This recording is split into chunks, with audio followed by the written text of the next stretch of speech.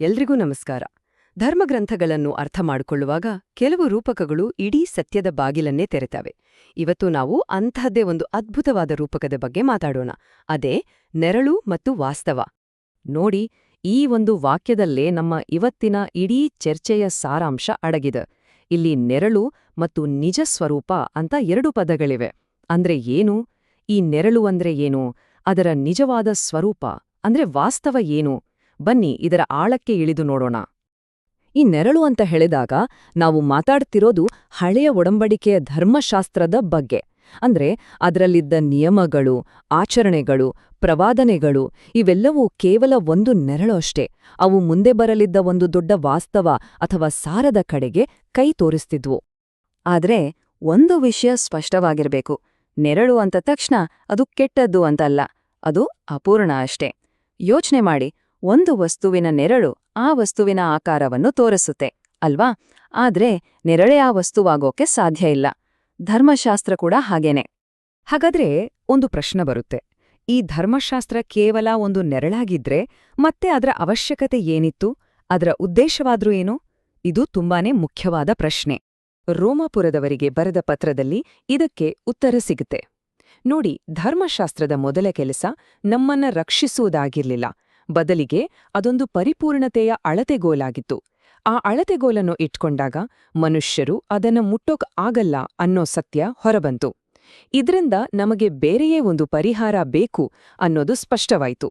ಅಂದ್ರೆ ಧರ್ಮಶಾಸ್ತ್ರಕ್ಕೊಂದು ಮಿತಿ ಇತ್ತು ಅಂತಾಯ್ತು.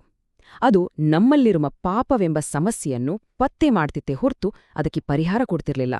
ಇದನ್ನ ಹೀಗ್ ಹೇಳ್ಬೋದು, ಅದೊಂದು ಕನ್ನಡಿ ಇದ್ದ ಹಾಗೆ. ಕನ್ನಡಿ ನಮ್ಮ ಮುಖದ ಮೇಲಿನ ಕೊಳೆಯನ್ನು ತೋರಿಸುತ್ತೆ ಸರಿ, ಆದ್ರೆ ಕನ್ನಡಿಯೇ ಆ ಕೊಳೆಯನ್ನು ತೊಳೆಯೋಕ್ಕಾಗುತ್ತಾ? ಇಲ್ಲಲ್ವಾ? ಧರ್ಮಶಾಸ್ತ್ರದ ಕೆಲ್ಸವೋ ಅಷ್ಟೇ. ಹಾಗಂತ ಮಸಿಯಾ ಬಂದು ಧರ್ಮಶಾಸ್ತ್ರವನ್ನೇ ತೆಗೆದುಹಾಕಿದ್ರಾ? ಖಂಡಿತ ಇಲ್ಲ. ಬದಲಿಗೆ ಅದರ ನಿಜವಾದ ಆಳವಾದ ಅರ್ಥವನ್ನ ಪೂರ್ಣಗೊಳಿಸಿದ್ರು. ಉದಾಹರಣೆಗೆ, ಕೊಲೆ ಮಾಡಬೇಡ ಅನ್ನೋದು ನೆರಳು, ಅಂದ್ರೆ ಬಾಹ್ಯ ನಿಯಮ. ಆದ್ರೆ ಅದರ ವಾಸ್ತವ ಏನು? ಸಹೋದರನ ಮೇಲೆ ಕೋಪ ಮಾಡ್ಕೊಳ್ಬೇಡ ಅನ್ನೋದು. ನೋಡಿ, ಇಲ್ಲಿ ಕ್ರಿಯೆಯಿಂದ ಭಾವನೆಗೆ, ಹೊರಗಿನಿಂದ ಒಳಗಿನ ಹೃದಯಕ್ಕೆ ಗಮನ ಹೋಗ್ತಾ ಇದೆ. ಹಾಗೆಯೇ ವ್ಯಭಿಚಾರ ಮಾಡಬೇಡ ಅನ್ನೋದ್ರಿಂದ ಕಾಮದ ನೋಟದಿಂದ ನೋಡ್ಬೇಡ ಅನ್ನೋದಕ್ಕೆ. ಸರಿ, ಧರ್ಮಶಾಸ್ತ್ರ ನಮ್ಮ ಸಮಸ್ಯೆಯನ್ನ ತೋರಿಸ್ತು, ಆದ್ರೆ ಪರಿಹಾರ ಕೊಡ್ಲಿಲ್ಲ. ಹಾಗಾದ್ರೆ ಪರಿಹಾರ ಎಲ್ಲಿತ್ತು? ಉತ್ತರ ವಾಗ್ದಾನ ಮಾಡಲ್ಪಟ್ಟಿದ್ದ ಆ ನಿಜವಾದ ಸಾರದಲ್ಲಿ. ಆ ವಾಸ್ತವವೇ ಮೆಸ್ಸಿಯನ ಆಗಮನ.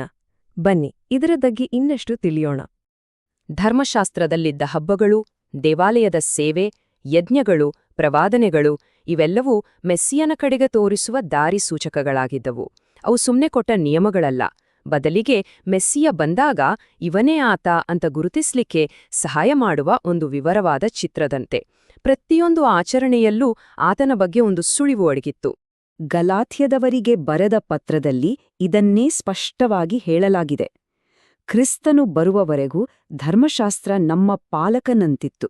ಅಂದ್ರೆ ನಮ್ಮನ್ನ ಕೈಹಿಡಿದು ಸರಿಯಾದ ದಾರಿಯಲ್ಲಿ ನಡೆಸಿ ನಿಜವಾದ ಪರಿಹಾರದ ಹತ್ತಿರಕ್ಕೆ ಕರೆತರುವ ಒಂದು ತಾತ್ಕಾಲಿಕ ಜವಾಬ್ದಾರಿಯನ್ನು ಅದು ಹೊತ್ತಿತ್ತು. ಈ ನೆರಳಿನ ಕಲ್ಪನೆಯಲ್ಲಿ ಅತ್ಯಂತ ಮುಖ್ಯವಾದ ಒಂದು ಭಾಗ ಅಂದ್ರೆ ಯಜ್ಞ ಪದ್ಧತಿ.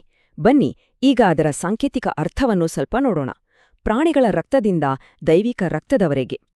ಹಳೆಯ ಒಡಂಬಡಿಕೆಯಲ್ಲಿ ಪಾಪ ಪರಿಹಾರಕ್ಕಾಗಿ ಪ್ರಾಣಿಗಳ ರಕ್ತವನ್ನೇ ಅರ್ಪಿಸಬೇಕಿತ್ತು.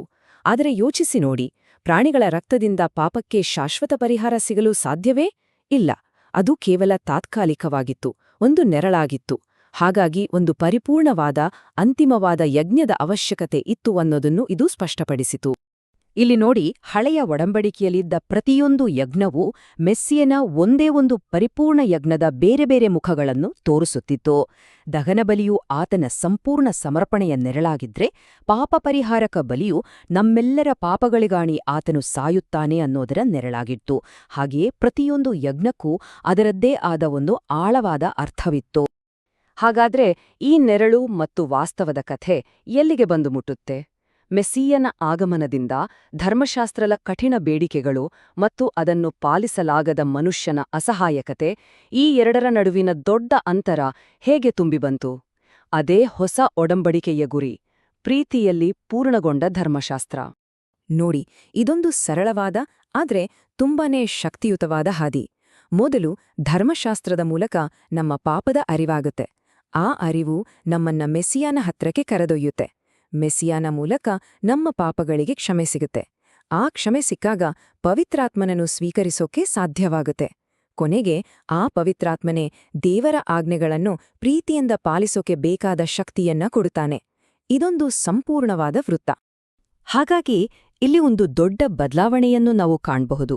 ಹೊಸ ಒಡಂಬಡಿಕೆ ಪ್ರಾಣಿಗಳ ರಕ್ತದ ಮೇಲೆ ಸ್ಥಾಪನೆಯಾಗಿಲ್ಲ, ಅದು ಮೆಸ್ಸಿಯನ ಅಮೂಲ್ಯವಾದ ರಕ್ತದ ಮೇಲೆ ಸ್ಥಾಪನೆಯಾಗಿದೆ. ಅಂದ್ರೆ ಇದು ಹೊರಗಿನ ಆಚರಣೆಗಳಿಂದ ಒಳಗಿನ ಹೃದಯದ ಪರಿವರ್ತನೆಗೆ ನಮ್ಮನ್ನು ಕರೆದೊಯ್ಯುತ್ತೆ. ಇದು ತಾತ್ಕಾಲಿಕದಿಂದ ಶಾಶ್ವತದ ಕಡೆಗಿನ ಪಯಣ. ಕೊನೆಗೆ ಇಷ್ಟೆಲ್ಲ ಚರ್ಚೆಯ ಸಾರಾಂಶವೇನು? ಒಂದೇ ವಾಕ್ಯದಲ್ಲಿ ಹೇಳೋದಾದ್ರೆ, ಪ್ರೀತಿಯೇ ಧರ್ಮಶಾಸ್ತ್ರದ ನೆರವೇರಿಕೆ. ಹೌದು, ಸಾವಿರಾರು ನಿಯಮಗಳಿದ್ದ ಧರ್ಮಶಾಸ್ತ್ರದ ನಿಜವಾದ ಗುರಿ, ಆಳವಾದ ಉದ್ದೇಶ ಎಲ್ಲವೂ ಆ ಒಂದು ಪದದಲ್ಲಿ, ಪ್ರೀತಿಯಲ್ಲಿ ಪೂರ್ಣಗೊಳ್ತೆ.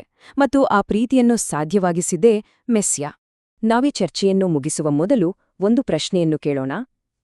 ನೆರಳಿನ ಆಚೆಗೆ ಬಂದು ಆ ನಿಜವಾದ ಸಾರವನ್ನು, ಆ ವಾಸ್ತವವನ್ನು ನಾವು ಅಪ್ಪಿಕೊಂಡಾಗ ನಮ್ಮ ಜೀವನದಲ್ಲಿ ನಿಜವಾಗಿಯೂ ಏನು ಬದಲಾಗುತ್ತೆ? ನಿಯಮಗಳನ್ನು ಪಾಲಿಸುವುದಕ್ಕೂ ಪ್ರೀತಿಯಿಂದ ಜೀವಿಸುವುದಕ್ಕೂ ಇರುವ ವ್ಯತ್ಯಾಸವೇನು? ಯೋಚಿಸಿ ನೋಡಿ.